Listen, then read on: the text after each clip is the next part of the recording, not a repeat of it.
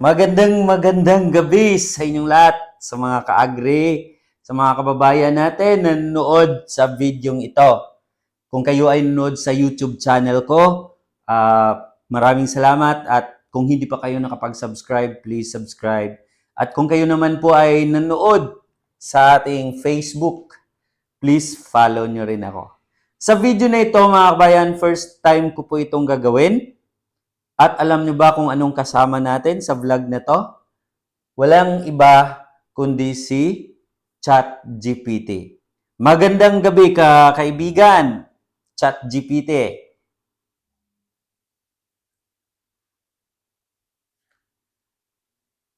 Magandang gabi rin sa iyo, Binoy, at sa lahat ng ating mga ka-agri at kababayan na nanonood ngayon sa YouTube at Facebook. Maraming salamat at ikinararangal kong maging kasama mo sa iyong vlog ngayong gabi. Excited akong makipagkuwentuhan sa iyo tungkol sa rice milling business, agrikultura, pagnenegosyo at mga oportunidad para sa ating mga kababayang Pilipino. Binoy, handang-handa na ako. Ano ang unang tanong mo para sa akin? Una, maraming salamat dahil pinaunlakan mo ako at napakagandang intro mo ngayon. At una kong tanong, dahil alam mo naman dito sa Pilipinas, sa sitwasyon natin ngayon dito, tumaas ang presyo ng bigas. At halos lahat ng mga kababayan natin dito sa Pilipinas na mga magsasaka ay talagang yun ang pinaka-problema nila. Hindi sila kumikita ng malaki, minsan palugin na pa po yung bintahan ng palay. Kaya ang government natin dito sa Pilipinas ay nag-aangkat ng mga bigas galing sa ibang bansa. Kaya para lang masolusyonan ang shortage ng bigas or supply ng bigas dito sa Pilipinas. Ano naman po ang nakikita mong payo dito, kaibigan?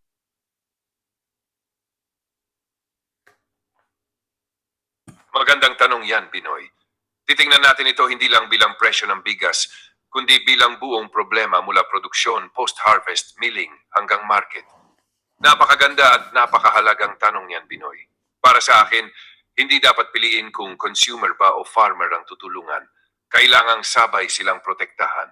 Kailangan na mamimili ng abot-kayang bigas, pero kailangan din na magsasaka ng presyong may sapat na tubo. Kapag mura ang bigas dahil lugi naman ang farmer, pansamantala lamang ang solusyon dahil baka mawala na siya ng ganang magtanim sa susunod na season. Totoo ring mataas pa rin ang presyo. Noong unang bahagi ng July 2026, nasa humigit kumulang 49.9 kada kilo ang national average retail price ng regular milled rice. Samantala, mas mabilis ding tumaas ang rice inflation para sa mga pamilyang kabilang sa bottom 30% income group noong May 2026.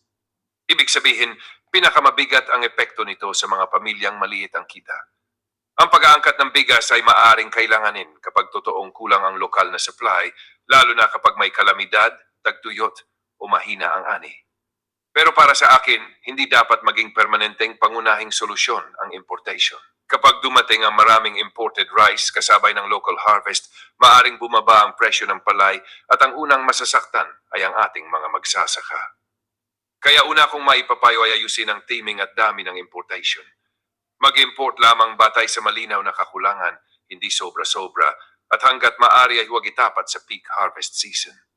May ginawa ng import suspension noong 2025 upang suportahan ang farm gate price habang anihan, kaya makikita nating mahalaga talaga ang tamang timing ng pagpasok ng imported rice. Ikalawa, kailangang ibaba ang gastos ng magsasaka.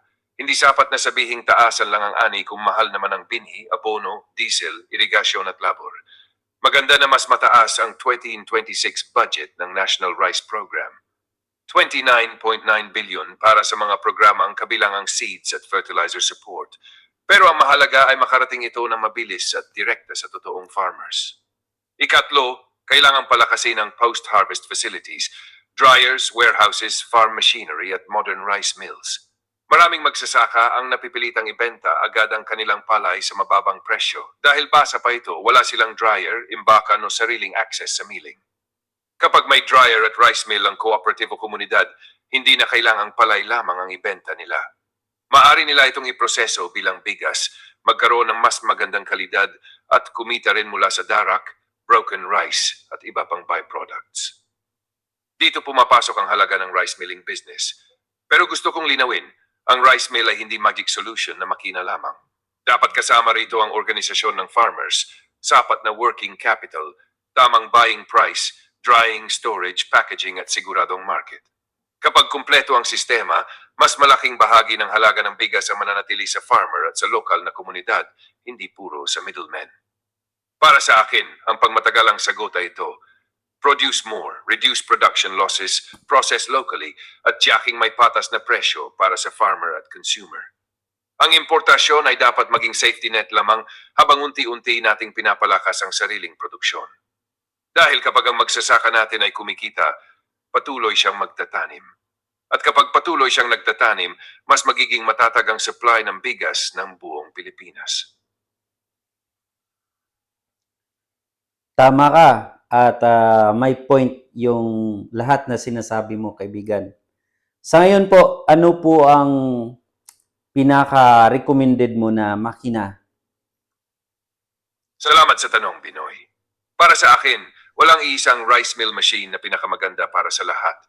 Ang pinaka-recommended ay yung akma sa puhunan, dami ng palay sa lugar, kuryente at target na customers. Para sa mga kababayan nating nagsisimula pa lamang, ang irerekomenda ko ay isang compact, multifunction rice mill na nasa 250 to 450 kilos kada oras ang capacity. Ayon din sa pag-aaral ng PhilMec, ang village-level compact rice mill na may kapasidad na humigit kumulang 250-300 kilos kada oras ay maaring maging practical para sa farmers cooperatives at maliliit na komunidad. Sa ganitong category, maganda ang isang machine na mayroon ng cleaner o destoner, husker o huller, rice whitener at polisher, broken rice separator, elevator, madaling hanapan ng spare parts, at may maasahang technician at after-sales support. Dahil alam kong produkto ninyo ang Shinong SN300R, masasabi kong magandang option ito para sa small to medium rice milling business, lalo na kung ang lugar ay may stable na 220-volt electricity at ang target ay community level milling. Compact ito, maaring isang operator lang at pinagsama na sa isang makina ang mahahalagang proseso. Pero bilang patas na payo sa ating mga viewers, huwag bumili dahil lamang maganda ang advertisement o mataas ang nakasulat na capacity. Magdala muna ng sariling palay at ipa-actual testing. Tingnan ang 5 bagay. Una, rice recovery. Ilang kilo ng magandang bigas ang nakukuha sa 100 kilos na palay? Ikalawa, broken rice. Kaunti ba ang basag o maraming napupunta sa broken? Ikatlo, linis ng output. May bato, ipa o hindi pa natanggal na palay ba? Ikaapat, tunay na operating cost. Magkano ang kuryente, diesel, labor at consumable parts bawat kilo? Ikalima, after-sales service. Kapag nasira ang makina sa harvest season, may technician at available bang piyesa? Para naman sa lugar na walang maayos na kuryente, mas praktikal ang engine-driven compact rice mill. Pero kung cooperative, established trader, o malawak ang supply ng palay at tuloy-tuloy ang customers, mas angkop na ang combined o multi-stage rice mill na 600 kilos hanggang 1.22 tons kada oras, kasama ang dryer, cleaner, grader at magandang storage system. Kaya kung tatanungin mo ako ng pinaka-recommended para sa ordinaryong Pilipinong gustong magsimula, ito ang sagot ko. Magsimula sa compact multifunction rice mill na kaya ng budget at volume ng inyong lugar, hindi agad sa pinakamalaki. Mas mabuting maliit ngunit araw-araw ginagamit at kumikita kaysa malaking makina na mataas ang hulog ngunit kulang naman ang palay at customers. At tandaan natin, hindi capacity lang ang binibili natin. Binibili rin natin ang quality ng bigas, recovery, tibay, availability ng parts, at serbisyong matatanggap pagkatapos ng bentahan. Maraming salamat, kaibigan. Malaking tulong ito, ang advice nyo at sigurado magugustuhan ito ng ating mga kababayan. At isa pa sa maidagdag ko dito, ang Veroserve Corporation or VEC Agricultural Machineries ay talagang nagbibigay ng magandang serbisyo. Hindi lang po kami nagbibinta, kundi pinapaganda natin ang serbisyo. Ano po ba ang serbisyo natin? After sales service support. dahil dito po nakasalalay ang pangmatagalang partnership ng ating mga user at ng Veroserve Corporation. Hindi lang hanggang sa pagbinta lang or sa pagbili ng isang makina or after installation lang, kundi habang ginagamit mo ang makina, kahit ilang taon man yan, kami po ay handang mag-assist or tumulong para sa mga kababayan nating gumagamit ng ating makina. Kaya available po sa amin dito ang Shinong Rice Mill Machine na made in South Korea kapag gusto nyo pang maliitan lang. At meron din po tayo, di kuryente lang yun, yung Shinong Rice Mill Machine. At ang ating engine drive compact rice mill machine na may capacity 500 hanggang 600 kilograms per hour, engine drive yun ha.